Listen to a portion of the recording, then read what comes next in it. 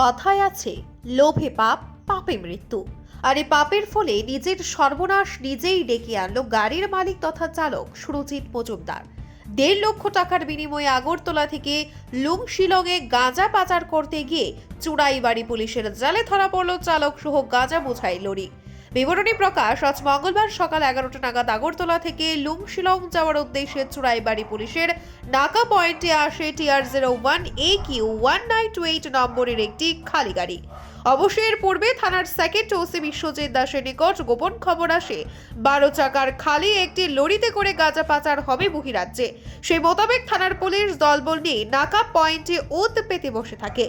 এমন সময় গাড়িটি থানার সম্মুখে আসতে আটক করে তল্লাশি করে প্রথমে গাড়ির কেবিন থেকে 110 কেজি গাঁজা উদ্ধার করা হয়।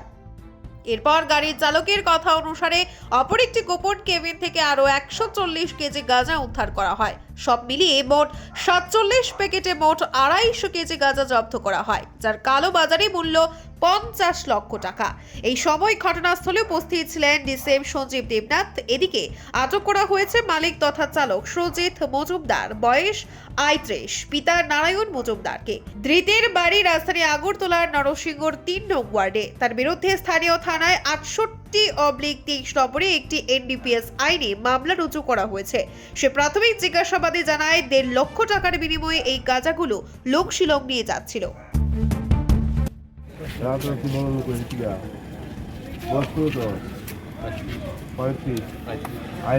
গাড়ি করে যদি ভালোভাবে 2-3 বছর চালাই যেত তা একটা গাড়ি তৈরি করতে পারলে একটা লোক কেন বাবা। আজকে গোপন সংবাদের উপর ভিত্তি করে চুড়াইবাড়ি নাকা, যেটা 19/8/2023 থেকে ত্রিপুরাকে নেশামুক্ত করার জন্য আমাদের রাজ্যের মাননীয় মুখ্যমন্ত্রী আহ্বান এটা শুরু হয়েছিল। আমরা রেগুলার এখানে সাকসেস পাচ্ছি। আজকেও আমরা যে গাড়িটাকে আপনারা দেখতেন TR01 AQ 1928, এই গাড়িটাকে ডিটেইন করি। এই ডিটেইন করার পরে যে সময় তল্লাশি করা হয় তখন গাড়ির থেকে 37 প্যাকেটে 250 কেজি গাঁজা পাওয়া গেছে। গাড়ির ড্রাইভার কাম যে মালিক সুরজিৎ মজুমদার, তার বাড়ি আগরতলাতে, তাকে অ্যারেস্ট করা হয়েছে।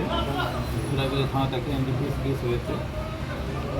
আর গাড়িটা এসেছিল আগরতলা থেকে, গুয়াহাটি থেকে যাচ্ছিল। আবার গাড়িটা পাওয়া গেছে, বাকিটা আমরা বের করবো। কালো বাজার মূল্য কত হতে পারে? কালো বাজারের মূল্য প্রায় 50 লক্ষ টাকার মতো। কত কেজি বেশি?